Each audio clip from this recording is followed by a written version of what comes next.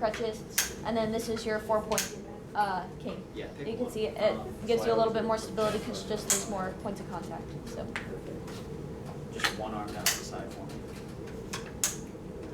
if anybody would like to come try these out, they can try them on the stairs. Okay. We'll Come on over. guide you, make sure you don't fall.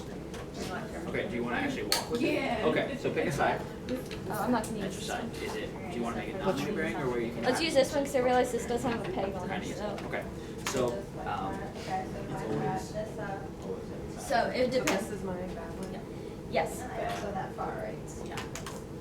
So here you can The hold big your thing crutch. that a lot of people do, especially starting out, is they just miss the walker way too far. So you're holding it Like you are doing. And then you're probably not holding on. You don't know where you're going to just use this. So that's way too far on that front. So, I'll put the good down with the bad is So you go, the issue is which wind is going to approach. bad leg. And then they go backwards, usually you're gonna hop back. Good leg, bad leg. And then once you got better at it, then you can go cane, bad, and then you can step It's a over. little bit more challenging to do. You guys made it look easy. I Yeah. know. The handrail. There, and then you can step through. So you could have a more natural pattern. And then if you are, Because even if you're allowed to do it, full then you weight could on have your something leg, that is we just like usually do walking like this. walker, bad leg, Yeah, so good that leg. It's like probably your typical cane like Yeah. this, but you can see somebody that can just walk with a cane that has a little bit of a better stride. So it's always cane first. Cane, yep, with that good foot, yep, and then step through and Kind then of cane. eventually Good. towards the So end, that's how what we you really wanna teach progressively people is is not to rely so much on their arms. So it's okay in the beginning, Up with the good. so it's kind of more, I probably would take it at this point. The good. But it would depend. Like if I felt that they were unsafe, like even in our population, that they couldn't use the cane, I would go to a walker. No, They so could be a the 20-year-old only walker. typically what you That's do- a lot more safe. I did, when I was in the other place, I did, my hospital rotation, I did canes if I felt like they, were fine on a walker and they were literally just like squeezing it through when the walker was slowing them down. Yeah, right. Less support, but I didn't think that crutches were maybe the most appropriate, so we had some total hip replacements that were difficult.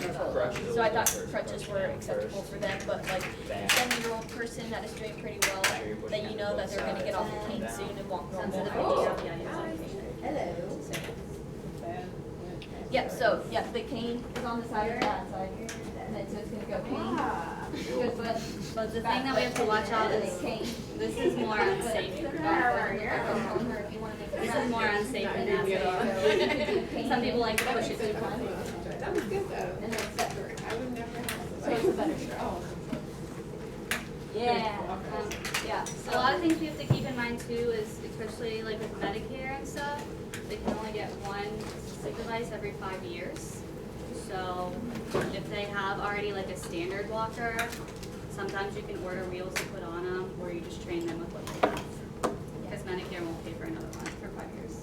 Yeah, and like some people I was telling that like when I thought a cane was good was when they were, after a hip replacement or knee replacement, they were doing pretty good with walker and I felt like it was slowing them down. They were an older population, I would put them to a cane.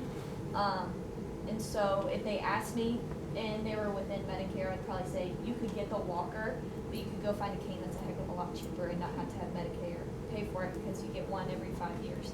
It's a lot better to have a walker than it is a cane. You could go buy the second wheel if you really wanted to. So. Yeah, we always recommend insurance pays for the most expensive. So like if they need a wheelchair and a walker, we have Medicare pay for the wheelchair. And then we like show them places to go get a walker. Do you have a capped rental program, like where you have to rent before you do things? Is that something that came up in my field for people with ALS, where they had to rent an expensive item? So we were doing that too, right? They And they do. said, hey, we think you should rent those things. Yeah, So, they can rent too. We usually have them rent the knee scooters. yeah. But insurance doesn't cover those at all. What I've had an experience with a condition that's that quickly degenerative. Right. Medicare has a loophole essentially. They do now. Okay, Yeah. right. So you're allowed to get two. They had a Steve Gleason was kind of a high-profile case, and they actually then changed it around so that if you had a quickly degenerative condition, you could deal with more of those issues. So they actually got that one right. once they were shamed into getting it right. Good.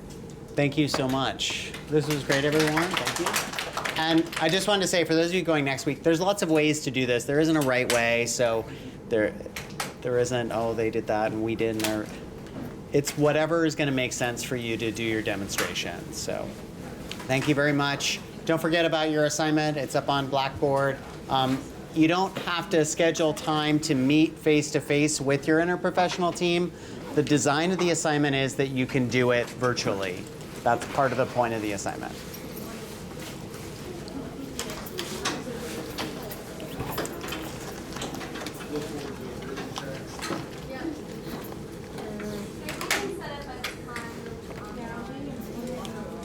Yeah.